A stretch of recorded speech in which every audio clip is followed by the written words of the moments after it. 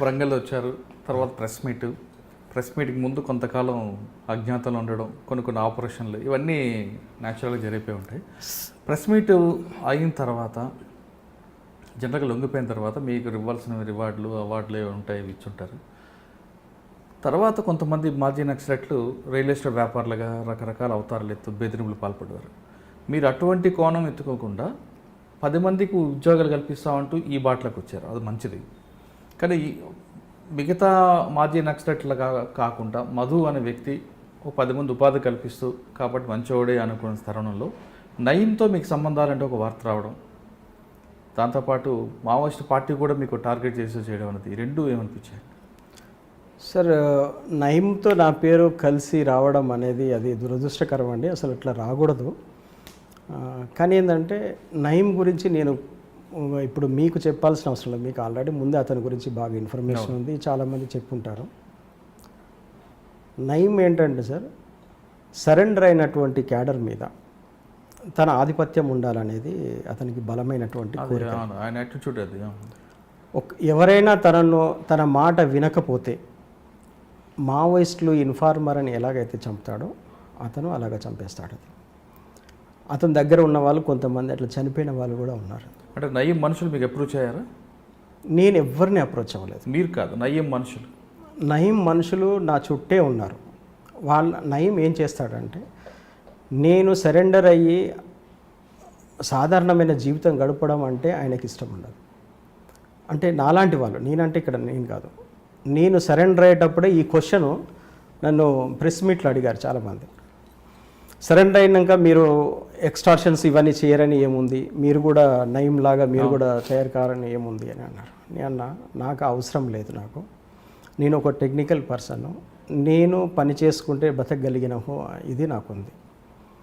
నయీం లాగా నేను ఎవరినో ఈ ఎక్స్టార్షన్ చేసి జీవించాల్సిన అవసరం నాకు లేదు. నేను ఒకానొక పరిస్థితిలో ఏ ప్రజల కోసం అయితే నేను వెళ్ళానో ఆ మార్గం సరైనది కాదు, దానివల్ల నష్టం జరుగుతుంది అనుకొని నేను ఒక పరిస్థితిలో నేను బయటకు వచ్చాను. ఇటువంటి తప్పుడు విధానంలో నేను వెళ్ళాల్సిన పని లేదు, నిజాయితీగా పనిచేస్తే నేను బతకగలుగుతాను అని చెప్పేసి ఆ రోజు నేను ప్రెస్ మీట్లో నేను అదే చెప్పాను. ఈరోజు కూడా నేను అలాగే జీవిస్తున్నాను. ఓకే. నయీం అనే వ్యక్తి తనకు ఏంటంటే అందరూ తన చెప్పు చేతుల్లో ఉండాలి, తను పిలిస్తే రావాలి, తన మాట వినాలని, అది ఎవరైనా కావచ్చు. అప్పటి వరకు సరెండర్ అయిన ప్రతి టాప్ క్యాడర్ను తన కంట్రోల్లో అతను ఉంచుకోవడం జరిగింది అన్నట్టు.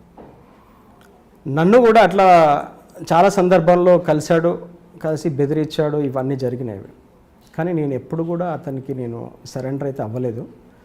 కాకపోతే అతను అందరి దగ్గర చెప్పుకునేవాడు, టెక్కుమధు కూడా నా క్యాడరే అని చెప్పేసి అట్లా చెప్పుకొని నన్ను బ్లేమ్ చేయడం, అది చాలా ఆయన కలిసి ఎక్కడ దందాలు స్టార్ట్. నాకు ఆయనకు ఎక్కడ కూడా నా పేరు ఎక్కడ కూడా దందాలలో అటువంటి దందాల్లో ఉండదు, నేను వెళ్ళలేదు కూడా. ఓకే. తర్వాత ఇందాక మీకు అడిగినట్లుగా సెంట్రల్ కమిటీ పార్టీ మీ మీద కొంచెం ఆగ్రహంగా ఉంది అన్నది ఒక వార్త ఉంది, వాస్తవం అంటారు? సరే, ఇది నేను సరెండర్ అయ్యే నా 2వ రోజుకు ఒక స్టేట్మెంట్ వచ్చిందండి. స్టేట్ కమిటీ రామచందర్ గారు నా మీద స్టేట్మెంట్ ఇచ్చారు. టెక్కుమధు విలాసవంతమైన జీవితానికి అలవాటు పడి దుర్వ్యసనాలకు బానిస అయిపోయి సరెండర్ అయ్యాడని చెప్పి ఒక తప్పుడు స్టేట్మెంటు పార్టీ నుంచి రావడం జరిగింది. ఆ స్టేట్మెంట్లోనే ఏమన్నారంటే, పార్టీకి టెక్కుమధు వల్ల నష్టం జరిగింది, ఎప్పటికైనా టెక్కుమధును మేము వదిలిపెట్టము అని చెప్పేసి ఒక స్టేట్మెంట్ ఇచ్చారు. ఆశ్చర్యం ఏంటంటే, నేను సరెండర్ అయిపోయి అప్పటికి 3 days అవుతుంది. నేను పార్టీకి ఎట్లా నష్టం చేసినట్టు? నేను ఇచ్చిన ఇన్ఫర్మేషన్ వల్లనే పార్టీ నష్టపోతుందంటే నాకంటే ముందు కొన్ని వేల మంది సరెండర్ అయి ఉన్నారు. ప్రతి వాళ్ళు ఇన్ఫర్మేషన్ ఇస్తారు, ఇవ్వకుండా ఇక్కడ ఈ గవర్నమెంట్ వాళ్ళను విశ్వసించదు, ఇక్కడ ఇంటెలిజెన్స్ వాళ్ళని బిలీవ్ చేయదు వాళ్ళది. ఎందుకంటే ప్రివ్యూ వాళ్ళ లైఫ్లో ఏమేమి చేశారో అవన్నీ కూడా ఖచ్చితంగా చెప్పాల్సి ఉంటుంది ఇక్కడ. కాబట్టి మేము ఏం చేసినామో అదే అడుగుతున్నారు తప్ప ఫ్యూచర్ ఏం చేస్తామని అది కాదు కదా. పార్టీ ఒక వ్యక్తి సరెండర్ అయిందంటే అతనికి సంబంధించిన ప్రతి యాటిట్యూడ్లో పార్టీ ఇన్వాల్వ్ అవ్వదిగా, కొత్త పంతాను ఏర్పాటు చేసుకుంటుంది. నేను సరెండర్ అయినంత మాత్రాన నువ్వు అదే పంతాలు ఎందుకుంటావు? నువ్వు నాకు తెలిసిన పద్ధతిలో నేను ఉండవు కదా, వెంటనే మార్చుకుంటావు అవన్నీ. ఇప్పుడు మీరు పార్టీ మీకు ముద్ర వేసింది, విలాసాలకు అలవాటు పడ్డారు, మీరు ఎక్కడ విలాసాలు ఉన్నారు అసలు? అజ్ఞాతంలో కనిపిస్తున్నారు కదా, అంటే విలాసాలు అంటే దాని అర్థం ఏంటని? సార్ అదే ఆశ్చర్యం అండి నాకేందంటే, ఆ రోజు నుంచి ఈ రోజు వరకు కూడా ఒక్క రోజులో ఎట్లా నేను విలాసవంతమైన జీవితం గడిపాను. ఎందుకంటే నా కష్టం, నేను పడ్డ కష్టాన్ని నల్లమలలో పనిచేసిన ప్రతి క్యాడర్కు తెలుసు. ఎందుకంటే నేను బయటికి వెళ్ళేది వాళ్ళకి తెలియదు, అక్కడ కష్టపడి ఎంత కష్టపడి నేను అక్కడ వర్క్ చేస్తున్నానో అది వాళ్ళకి తెలియదు. కానీ అక్కడి నుంచి నేను మెటీరియల్ తెచ్చిన తర్వాత లోపల అసెంబ్లింగ్ చేయడానికి చాలా మేము కష్టపడాల్సి వచ్చేది. అదంతా కూడా నల్లమలలో పనిచేసిన ఎవ్రీ క్యాడర్కు తెలుసు, స్టేట్ కమిటీ లీడర్ కూడా తెలుసు ఆ విషయం. కానీ ఎవరైతే నన్ను క్లోజ్గా గమనిస్తున్న వ్యక్తి ఎవరైతే ఉన్నారో స్టేట్ కమిటీ మెంబరు, అతని పేరుతోని రావడం అనేది చాలా నాకు బాధ కలిగించిన విషయం. ఎందుకంటే నా జీవితంలో ఎప్పుడు కూడా నేను సుఖాన్ని ఎప్పుడు చూడలేదండి. ఎందుకంటే నేను నమ్మాను, సిద్ధాంతాన్ని నమ్మాను, ఆ సిద్ధాంతాన్ని కట్టుబడి నేను ఉన్నంత కాలం దానికి కట్టుబడి పనిచేశాను. ఇది కరెక్ట్ కాదు, ప్రజలకు ఇది నష్టం జరుగుతుంది అని అనుకున్నప్పుడు నేను ఆ 20 కుటుంబాలని దృష్టిలో పెట్టుకొని నేను బయటికి వచ్చాను. ఎందుకంటే నా వల్ల 20 కుటుంబాలు నష్టపోకూడదు. ఉద్యమం తనకి నా వల్ల నష్టం జరిగితే అది ఎప్పుడైనా పూడ్చుకుంటుంది, కానీ ఈ 20 కుటుంబాలు పూడ్చుకోలేరు వీళ్ళు. మీరు ఏ కోరికతో అయితే బయటకు వచ్చారో ఆ కుటుంబాలు ఇప్పుడు ఏ విధంగా తర్వాత వాళ్ళని కలిశారా మీరు? నేను కలవలేదండి. నేను వచ్చిన తర్వాత ఇక్కడ ఇంటెలిజెన్స్ వాళ్ళు, తర్వాత చెన్నైలో ఉన్నటువంటి క్యూ బ్రాంచ్ వాళ్ళు కూడా నన్ను కలవడం జరిగింది. ఎందుకు సరెండర్ అవుతున్న వాళ్ళన్నప్పుడు నేను ఒకటే విషయం చెప్పాను, సార్ నేను అన్నిటికీ సిద్ధపడి పార్టీలోకి వెళ్ళాను. నాకు నేను ఏదన్నా శిక్ష అనుభవించాల్సి వస్తే నేను అనుభవించడం కరెక్టు. నా వల్ల 20 కుటుంబాలు నష్టపోతున్నాయి, ఆ కుటుంబాలు సేవ్ చేయడం కోసం మాత్రమే నేను వచ్చాను అని చెప్పి క్లియర్గా నా స్టేట్మెంట్ ఇచ్చాను. వాళ్ళు ఆ స్టేట్మెంట్ తీసుకొని వెళ్ళిన తర్వాత ఒక 10 డేస్కు వాళ్ళందరికీ బెయిల్స్ వచ్చినాయండి. సూపర్. అందరికీ బెయిల్స్ వచ్చినాయి. అందరు కూడా ఈరోజు వాళ్ళు వాళ్ళ వృత్తి వాళ్ళు చేసుకుంటూ హ్యాపీగా జీవిస్తున్నారు. మళ్ళీ ఈరోజు వరకు క్యూ బ్రాంచ్ వాళ్ళు కానీ ఇంటెలిజెన్స్ వాళ్ళు కానీ వాళ్ళను టచ్ చేసింది లేదు, వాళ్ళని ఇబ్బంది పెట్టింది లేదు. ఇది ఈరోజు నేను తీసుకున్న నిర్ణయము కరెక్టే అని చెప్పేసి నాకు ఈరోజు సాటిస్ఫాక్షన్ వచ్చింది దాని వాళ్ళకి. సార్ సరెండర్ అయిన తర్వాత మిగతా వాళ్ళ బాటలో పట్టకుండా మీరు ఒక 10 మందికి ఉపాధి కల్పిస్తూ ప్రస్తుతం ఏం చేస్తున్నారు?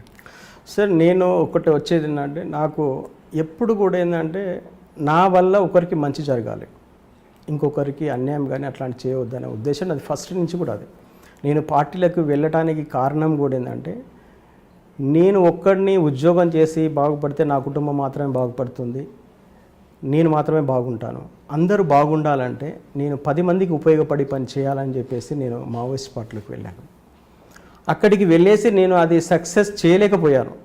కానీ ఒక పరిస్థితుల్లో నేను బయటికి వచ్చాను కాబట్టి ఈడ నా వల్ల ఎవరికి ఇబ్బంది కలగకూడదు, నా వల్ల ఒక 10 మందికి ఉపాధి దొరకాలన్న ఉద్దేశం నుంచి నేను ఇక్కడికి వచ్చిన తర్వాత ఒక 12 మంది పిల్లలకు సెల్ ఫోన్ రిపేరింగ్లో ట్రైనింగ్ ఇచ్చి నేను ఆ 12 మందిలో ఒక 8 మందిని నేనే స్వయంగా వాళ్ళకు షాప్స్ ఓపెన్ చేయించి వాళ్ళను అక్కడ సెటిల్ చేయడం అనేది జరిగింది. తర్వాత ఇప్పుడు ఒక ఇండస్ట్రీ స్టార్ట్ చేసి దాంట్లో 55 మెంబర్స్ వర్కర్స్ ఇవాళ నా దగ్గర ఇప్పుడు పనిచేస్తున్నారు.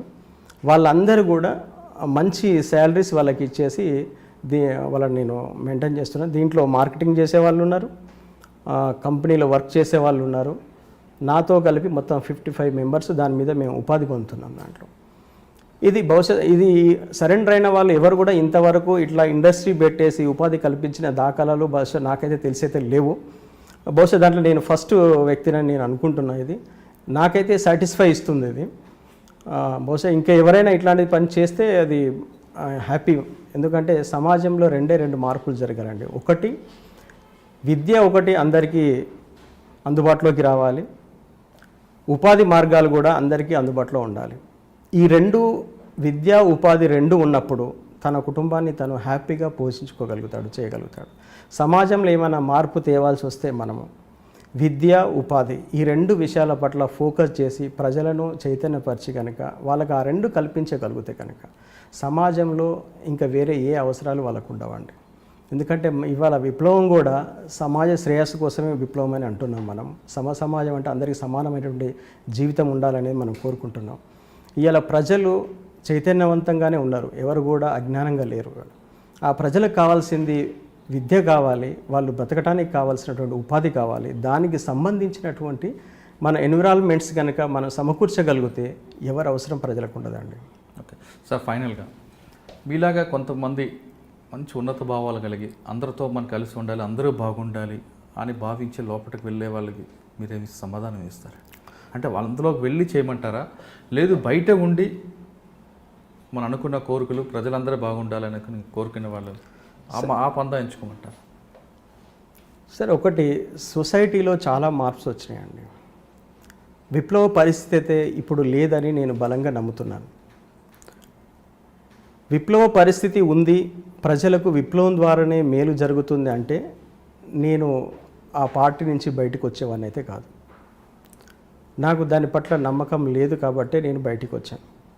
ఎందుకంటే దీర్ఘకాలిక విప్లవం అనేది దీర్ఘకాలికంగానే చాలా నష్టం చేకూరుస్తుంది. అది రెండు వైపులా నష్టాలు జరుగుతాయి. అది ఎంత నష్టం జరిగినా అల్టిమేట్గా ప్రజలకు సమానమైనటువంటి హక్కులు రావాలంటే కూడా అది అంత నమ్మకం అయితే నాకైతే లేదు. అది ఎందుకంటే ఈ సొసైటీలో కూడా ఈ జనరేషన్, ఇప్పుడున్నటువంటి జనరేషన్ హ్యాపీగానే జీవించాలంటే వాళ్ళకు నేను చెప్తున్నట్టు రెండే విషయాలు. ఒకటి, వాళ్ళకు విద్య, మంచి ఎడ్యుకేషన్ ఉండాలి. రెండు, వాళ్ళకు ఉపాధి మార్గం కూడా ఉండాలి. వాళ్ళు స్వయం ఉపాధి లేదు ఏదైనా గవర్నమెంట్ సెక్టారు, ప్రైవేట్ సెక్టర్లో ఎంప్లాయ్ వాళ్ళకు మంచి ఉపాధి మార్గం, ఈ రెండు ఉంటే వాళ్ళు హ్యాపీగా జీవించగలుగుతారు. ఆ రెండును సమకూర్చగలిగినటువంటి వ్యవస్థ కోసము ఇక్కడ ఉండి పనిచేసిన అది సాధ్యమే. కొంతమంది నిజాయితీ కలిగినటువంటి వాళ్ళు ఇవాళ ప్రభుత్వాలు నడుపుతున్నటువంటి వాళ్ళు ఉన్నారు. ఇవాళ కేజ్రీవాల్ గారు గవర్నమెంట్ ఉంది, ఆయన ఏదో విప్లవాలు చేయడం కోసం ఆయన వెళ్ళలేదు. ఆయన కేజ్రీవాల్ ఎలక్షన్స్లోకి వెళ్ళే ముందు ఆయన ఎక్కువ మందికి కూడా తెలియదు. కానీ ఒక అవినీతి మీద వాళ్ళు ఒక పెద్ద పోరాటం చేసి ఇవాళ ఒక గవర్నమెంట్ని ఎస్టాబ్లిష్ చేసి నిజాయితీగా పనిచేస్తున్నారు. అట్లా ఇప్పుడు మావోయిస్ట్ పార్టీలో ఉన్నటువంటి నాయకులు కూడా ఎవరైనా అట్లా చేస్తే నిజంగా హర్షిస్తారేమో, కానీ ఆ పంత ఎలక్షన్లకు వెళ్ళే పంత కాదు. అది ఈ రాజ్యాంగానికి పూర్తిగా భిన్నమైన పంత. ఇక్కడ కూడా వెసులుబాట్లు ఉన్నాయి. ఇక్కడ కూడా ఈ రాజ్యాంగం చాలా వెసులుబాట్లు కల్పిస్తుంది. నిజాయితీగా ఇక్కడ ఉండి పనిచేస్తే కూడా వేలాది మందికి, లక్షలాది మందికి కూడా ఉపాధి కల్పించేటువంటి అవకాశం ఉంది. ఇక్కడ ఇండస్ట్రీస్ రావాలి, ఇక్కడ మంచి ఎడ్యుకేషన్ రావాలి. ఈ రెండు విషయాలలో ప్రభుత్వాలు కానీ స్వచ్ఛంద సంస్థలు కానీ ఎఫర్ట్ పెట్టి పనిచేస్తే హింసాత్మకమైనటువంటి సాయుధ పోరాటం చేయాల్సినటువంటి అవసరం ప్రజలకు ఉండదేమనేది అనిపిస్తుంది నాకు. మీరు చూస్తున్నారు ఐ డ్రీమ్ న్యూస్ని. Please subscribe I dreams. For more videos, subscribe I Dream. Please subscribe for more videos. I dream. I dream. For more videos, Subscribe, I dream. Please subscribe. Subscribe I dream channel. Do subscribe. I dream. I dream ఛానల్ని subscribe చేయండి. Do watch I dream.